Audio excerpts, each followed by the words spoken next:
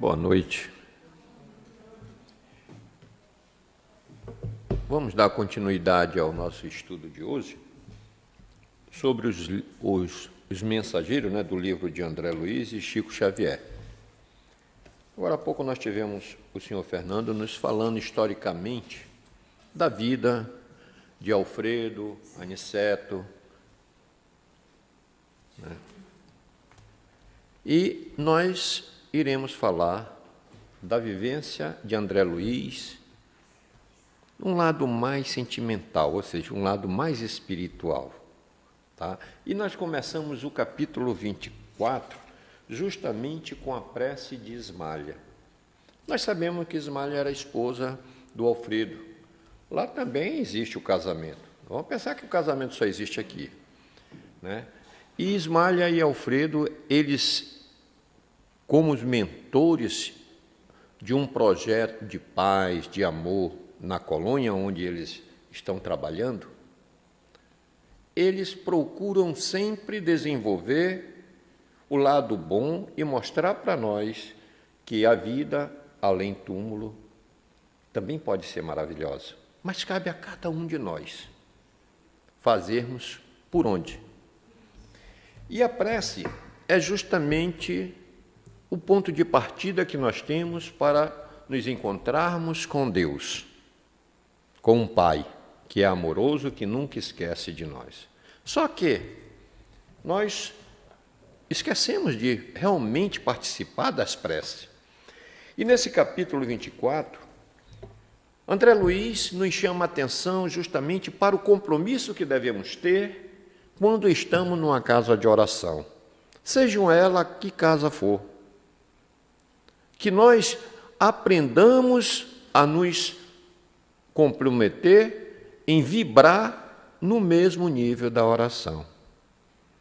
Às vezes é comum as pessoas estarem fazendo oração, a gente está com um pensamento de vagos, Então, pensando, essa pessoa fala ruim, ela é uma péssima orientadora, ela não sabe falar, e nós estamos vibrando ao contrário.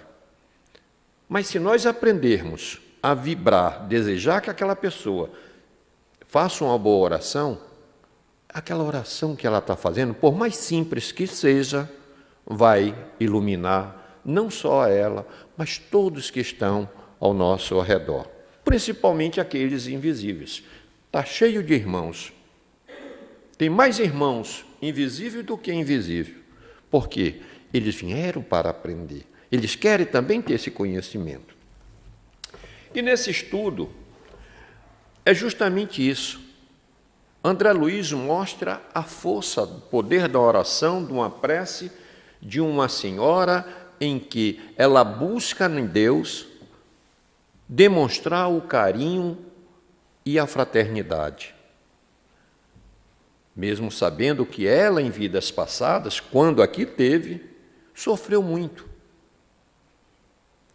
Mas ela nunca deixou de acreditar na potencialidade que ela tinha em ser uma filha de Deus. Ismália, ela faz com que a vibração da sua prece encha os corações, e André Luiz fala que ele nunca viu tanta luz emanada daqueles irmãos que se encontravam naquele recinto. Luzes coloridas de todas as cores, Luzes que identificavam cada um. Isso quer dizer que todos nós, cada um tem seu brilho próprio. Essa história de brilho próprio não é coisa de psicólogo, ou de sociólogo, ou orientador social. É a pura realidade. Isso é a nossa luz espiritual. Cada um de nós tem a sua própria maneira de se iluminar. Lembre-se quando Cristo falou que nós devemos acender um candeeiro sobre o alqueire e não debaixo dele? É porque nós temos que elevar a nosso candeeiro. Que candeeiro era esse que Cristo falava? A nossa luz interior. E André Luiz vem nos falar nesse capítulo justamente nisso, que Ismália, ela expangia uma luminosidade nas suas orações. Ele vem nos dizer que a expressão de admiração e de amor que nós devemos ter, com gratidão, quando se faz uma oração, faz com que nos elevemos a condições de verdadeiro filho de Deus. Em outras palavras, quer dizer, eu tenho que aumentar meu brilho. Eu aumentando meu brilho, eu aumento o brilho do meu próximo. Não é isso? Bom, seguindo esse pensamento, no capítulo 25, nós vamos encontrar os efeitos que essa oração pode nos trazer. Que efeitos são esses? O efeito da bondade, o efeito da cura.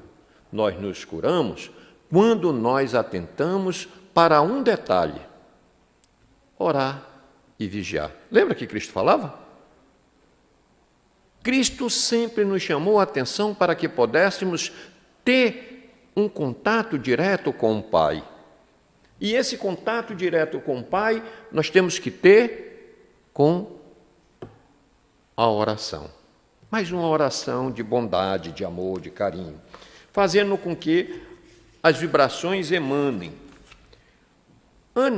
Aniceto, ele nos diz o seguinte: a oração é filha do amor, não é apenas súplica.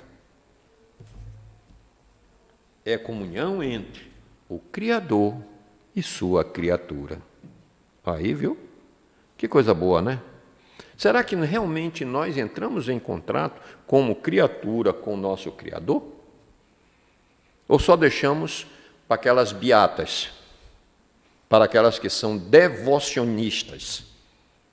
Não. Também nós não precisamos nos esmerar em falar palavras bonitas, né? Buscar nos afarrápios jurídico-literários palavra que comova a Deus. Não. O que Cristo nos falou? Pai nosso. Nós temos que nos considerarmos filho de Deus. E ao nos considerarmos, nós estaremos o quê? Chegando mais próximo dele. E André Luiz, ele nesse capítulo, ele mostra o poder dessa oração, que a oração, ela cura, que a oração traz benefícios não só para aqueles que a professam, mas para aqueles que também estão necessitados. Às vezes, a minha oração, se eu pedir aqui, o irmão que está lá do outro lado, lá no além, ele vai receber essa oração e às vezes ele está necessitado lá. É um parente, até os nossos inimigos. Aqui entra a história dos nossos inimigos. Rezar para os nossos inimigos. É a eles que nós devemos dar mais atenção. Não é que nós não queremos ele perto da gente. Não é dizer que nós o amamos como nós amamos aqueles que estão mais próximos de nós, mas que nós respeitamos a sua dignidade como filho de Deus. Nós vamos ter, durante todos os ensinamentos desse livro, a história repetida várias vezes, através de outras maneiras, de Alfredo Esmaio. Ele tinha um ódio tão grande, mas tão grande, de um amigo que passou a ser inimigo. E isso, quando ele partiu, levou com ele. E durante esse capítulo nós vamos ver qual foi o procedimento que ele fez. Bom, aqui no capítulo 26, André Luiz nos chama a reflexão sobre o perdão. Esse é outro tema que nós não temos uma conclusão acerca de o que seria dar e receber perdão. Alguém seria capaz de dizer? Será que não? Será que nós não temos uma conclusão sobre isso? E se eu disser que sim? Cristo nos ensinou a maneira correta de se fazer perdão. Perdoar quantas vezes? Ou seja, sempre está perdoando. Mas eu só tenho que perdoar o Pedro? Porque o Pedro é o calo no meu sapato? A Raimundo, o Manuel? Não. Eu tenho que perdoar a mim mesmo. Os meus medos, os meus egoísmos, as minhas insensatezes, eu tenho que tirar isso de mim. Aí eu dou início ao processo do perdão. Ele fala, André Luiz, que a necessidade de perdoar a gente tem que fazer de tal maneira que a gente possa reatar o nosso relacionamento com aquela pessoa que nós temos mágoa. Nós temos que vibrar num posicionamento de luz para aquele irmão ou aquela irmã, para que ela possa se reencontrar como filha de Deus, né? E ao longo desse capítulo, somos levados a rever nossos conceitos, né? Compreender que o erro do outro meu irmão é meu erro, porque quem vê o erro nele não é ele, sou eu. Sou eu que aponto os defeitos. Sou eu que aponto os erros. Sou eu que digo que estou magoado. Sou eu que tomo o veneno querendo que o outro morra. Isso é o sentido do não perdão, porque eu só aponto. E André Luiz, ele diz-me assim: o perdão é um ato de amor que nos liberta, nos permite segurança diante de nossa própria existência como ser espírito. Bonito, né? Mas a gente tem que viver. A gente não tem que viver só na ilusão de ouvir as palavras bonitas. Eu vim toda segunda e quarta-feira para o Centro Espírita, ouvi os palestrantes, ouvi a dona Isabel, a dona Leonor, o seu fulano de tal, a falar coisas bonitas e eu não vivenciar esse amor dos ensinamentos que são transmitidos aqui dentro dessa casa. Mas por quê? Muitas das vezes, eu venho a uma casa espírita atrás do fenômeno. André Luiz também foi atrás do fenômeno, por quê? Mas era um fenômeno que ele queria aprender. Ele queria saber como era que funcionava o mundo espiritual. E ele teve a permissão, mas que o objetivo dele, qual era o objetivo dele? Alcançar o nosso lar. Né? E qual é o nosso lar? É a nossa casa? Aqui? Aonde está o nosso lar? Está num plano superior? Se a gente for analisar o nosso lar, nós fazemos esse nosso lar. Se eu quero um lar de bondade, de amor, eu tenho que começar a construir esse lar aqui. O alicerce começa aqui nesse plano. A oportunidade que nós estamos tendo em receber os ensinamentos tão maravilhosos da doutrina espírita, que os irmãos se propuseram do outro lado a nos trazer, através dos mentores espirituais, através dos palestrantes, através de vídeo, de filme, nos mostrando como devemos nos comportar e compreender. E assim, a libertar das mazelas que nós trazemos de encarnação em encarnação. Sabe lá quantas encarnações já a gente está perambulando até chegarmos aqui e nos encontrarmos em Coimbra? Por acaso, isso daqui foi planejado por nós? Não, mas foi planejado pela espiritualidade. Tudo que nos acontece é para melhorar, né? Tudo, mesmo que seja aquelas coisas ruins, tem o seu fundamento. É nas coisas difíceis que nós devemos aprender. E o perdão é uma das coisas muito difíceis para a gente encarar. E nesse capítulo 28, nós aprendemos justamente isso. Ele fala assim, o mentor, o orientador, que é o Anaceto, ele fala, é indispensável aprender a servir e passar. Ó, eu tenho que aprender a servir e passar. Compreendo, aliás, o progresso humano não é uma questão de dia.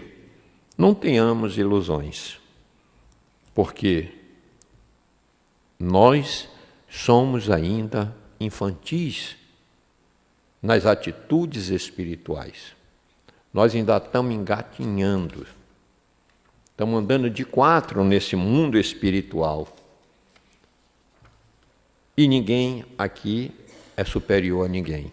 Nem mesmo no mundo espiritual, André Luiz, ele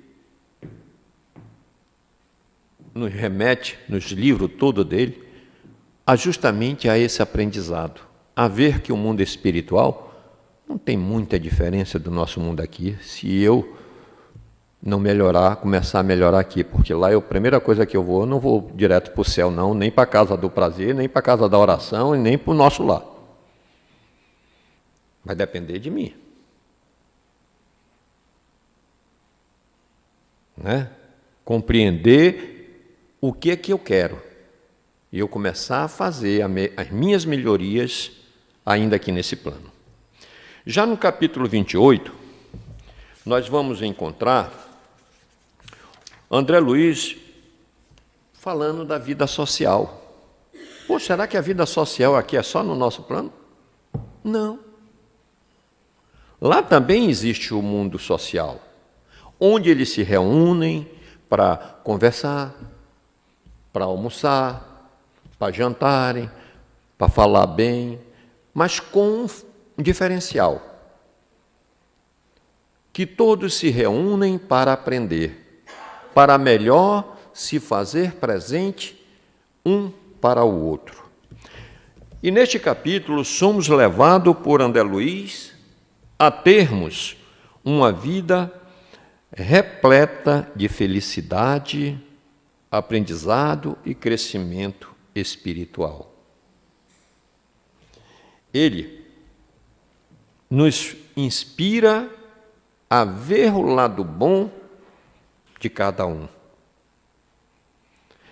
Quando a gente está lendo André Luiz, a gente não tem que ler com espírito investigativo ou duvidoso, mas tem que se entregar à leitura, porque ele, em toda a literatura, começando pelo Nosso Lar, o Nosso Lar, para quem lê a primeira vez, puxa, é meio confuso. Para quem assiste o filme, não entende nada.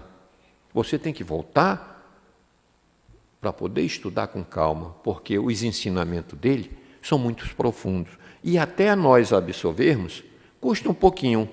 E nesse mundo social, eles falam justamente isso, que devemos respirar e inspirar cada instante a não alimentar maldade em nossos corações. A não sermos egoístas, a não sermos maledicentes, a não termos inveja, a ver que os meus direitos é o direito do outro e que, às vezes, o direito do outro é superior ao meu direito. Lembra a história que quem estava aqui assistiu o senhor Fernando falando a respeito da lenda da cobra? Que ele falou da cobra? Não, né? Que ele disse que na Índia, um mestre ia passando no caminho, tinha uma serpente, e a serpente queria picá-lo. Ele disse, calma, minha irmã, eu não vou lhe fazer mal. Aprenda a ser boa. Só ele foi embora, a serpente também recuou. Depois começaram, os homens viu que a cobra ficou boa e começaram a querer maltratar e fizeram com que ela se escondesse triste. Quando na volta, segundo a história, ele voltou e foi ter um encontro com a cobra. Chegou lá com todas as suas mazelas, né? Dos seus sofrimentos, as atitudes que os homens estavam fazendo. E ele, com paciência, disse, minha irmã, quando eu disse para você ser boa, ser tolerante, eu não quis dizer que você deixasse de não se defender. Era só você abrir a boca e mostrar as presas, chacoalhar, se fosse cascavel, botar o chacalho que é para as pessoas más lhe respeitassem. E essa reflexão dessa cobra, que o Dom Fernando falou agora há pouco, é justamente essa reflexão social. Em sociedade, nós somos incapazes de nos atermos à tolerância. Nós gostamos de soltar os nossos venenos, as nossas angústias, mas não gostamos de ouvir as angústias e os venenos, nem receber os venenos das outras pessoas, porque a gente se sente magoado. E eu? Será que eu não magoo?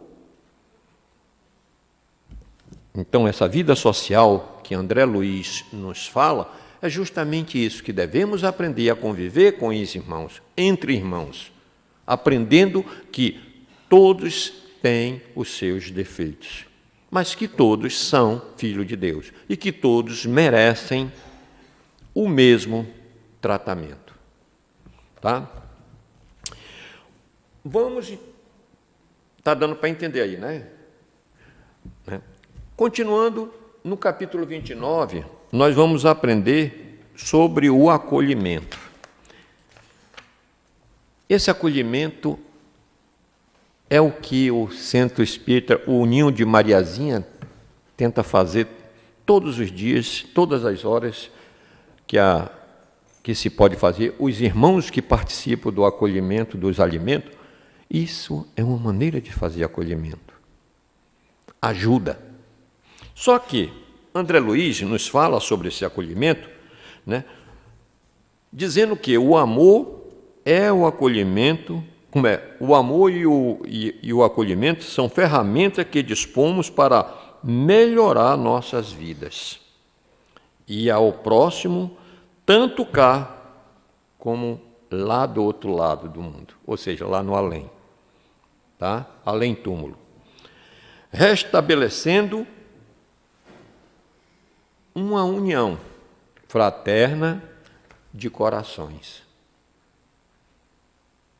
E ele mostra uma vivência de acolhimento daqueles do irmão que está sofrido, mesmo sendo um débil mental, uma pessoa que passou por um processo de não identidade, como ele é acolhido com carinho, com amor, para se reencontrar com o Pai. A nossa função de acolhimento é justamente isso, fazer com que os nossos irmãos se cheguem ao Pai. A nossa função aqui não é fazer com que o irmão se achegue a nós, mas pelo contrário, é que ele se sinta à vontade conosco e em nós ele veja refletir a luz do Pai.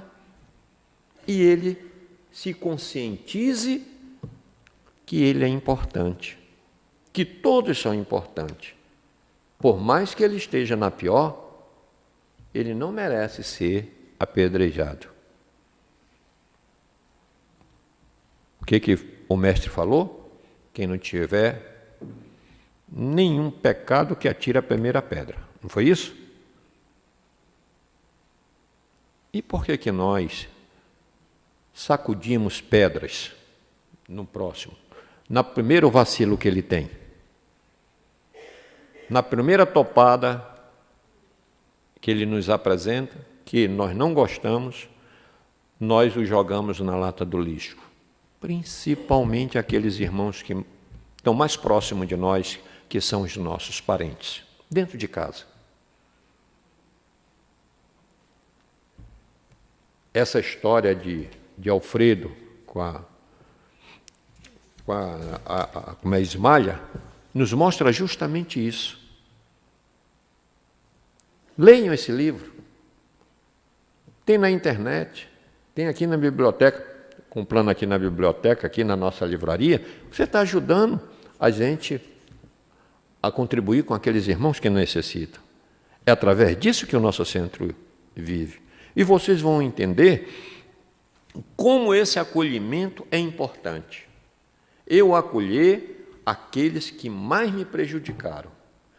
E é justamente nesse acolhimento que Alfredo encontra o Paulo, aquele amigo dele, que era sócio dele, que queria ficar com a mulher dele, armou para cima dele, fez com que o casamento dele se terminasse, fez com que ele expulsasse a mulher de casa, tomar os filhos e vir embora passear na Europa. Depois, quando chegou no dia da morte do Paulo, ele vem dizer que aquilo ali ele tinha inventado. E o mal já estava feito. Qual foi o acolhimento que ele deu? Lá, aqui no plano terreno, que diga, Alfredo não deu acolhimento nenhum. Paulo pediu perdão, mas ele disse que não dava. Passou anos e anos, né, no mundo, no umbral, e Ismália rezando, pedindo pelo amor que ela sentia a ele, que ele se reencontrasse, e quando ele se reencontra no plano espiritual, a quem ele vai acolher? Justamente aquele que o mais prejudicou. E ele, com toda a paciência, compreensão, com amor fraterno, o leva e passa a tratá-lo como igual. Porque ele aprendeu o valor do amor. E ele dá ensinamento, e André Luiz nos conta essa história, nesse capítulo 29. Tá bom, meus irmãos? Bom, no 30 nós vamos encontrar aquela palavra afetuosa, uma palavra de conforto, em que, em reunião fraterna, acabados os desafetos, nós vamos encontrar os nossos irmãos em colóquio familiar, onde tem a história de Cecília, uma moça que sonha em conhecer um nosso lar, mas que ela tem que esperar alguém. Ela tem que esperar alguém que ainda está aqui nesse plano, o grande amor da sua vida, que precisa ir para que ela possa se sentir feliz lá no nosso lar. E essa história faz com que ela se reencontre com sua mãe, com as pessoas que tinham carinho por ela e que ela tem ainda carinho, e pede permissão para que estude mais. É o que nós estamos fazendo. Se nós queremos ir para o encontro do nosso lar, nós precisamos estudar mais, aprender mais, conviver mais, amar mais e perdoar sempre. Mas perdoar de coração, porque o perdão é o reflexo da minha atitude em relação àquele que eu acho que seja meu inimigo.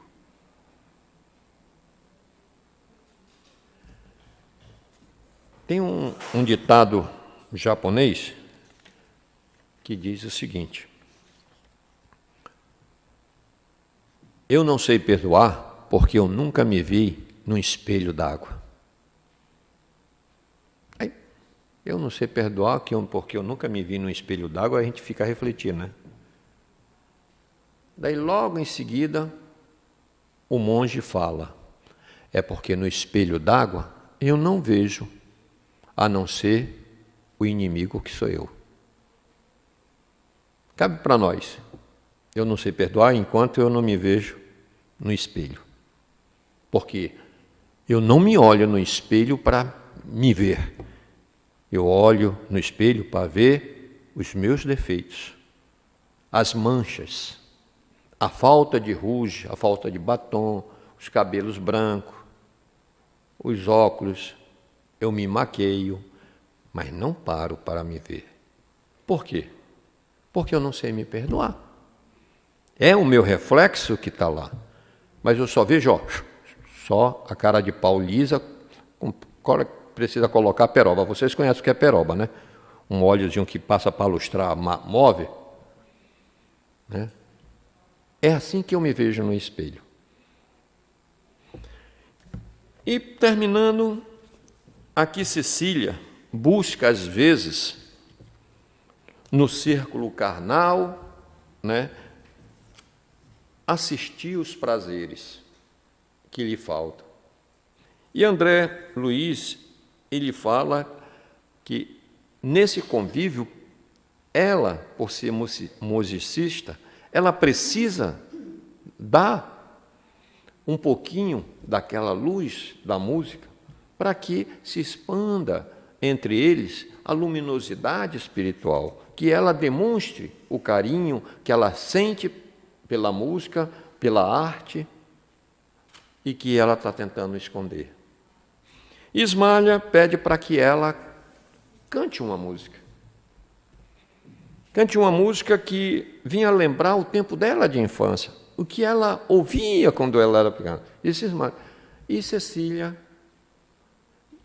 fica meio envergonhada por estar na presença de uma brilhante irmã, né, com muitas luzes a expandir, e ela fica meio envergonhada, mas mesmo assim, Alfredo disse: Ismália, por que você não canta, não toca para nós essa música? Bom, eu não sei qual é o ritmo, mas eu vou citar aqui os versos dessa canção, tá bom? E Cecília canta a música: guardei para os teus olhos as estrelas brilhantes do céu calmo. Guardei para a tua alma todos os lírios, puro dos caminhos. Amado meu, como é longa a viagem entre escolhos, neste oceano imenso da saudade, ao sublime luar da eternidade. Em vão, a fada esperança acende a luz dentro de mim, porque te foste ao mundo assim. Volta, amado, ainda mesmo que as tuas mãos estejam frias e que teus pés sangrem de dor. Trago comigo o bálsamo, a ternura. Volta a mim, vem respirar de novo no jardim do imortal, da imortal união. Guardarei tuas chagas de amargura, dar-te-ei o roteiro para a estrada, amarei os que amas, para que me abençoe com teu sorriso. Volta, amado, esquece a dor e a sombra do passado, volta de novo ao nosso paraíso. Imagine isso cantado bem bonito. Deve ser uma canção de amor, né? Quando eu leio essas sínteses de carinho, de amor, me volta a lembrança de uma história que um dia eu ainda quero, se a dona Isabel me permitir, eu quero aqui narrar a história de uma mulher que soube amar e que ela deixou um legado muito grande nesse país, chamada Inês de Castro. Não tem um amor tão bonito como ela teve, apesar dos pesares. E ela, narrando esse amor do mundo espiritual para nós, se torna mais encantador. Na mesma sequência, nós vamos encontrar um outro amor de uma outra portuguesa.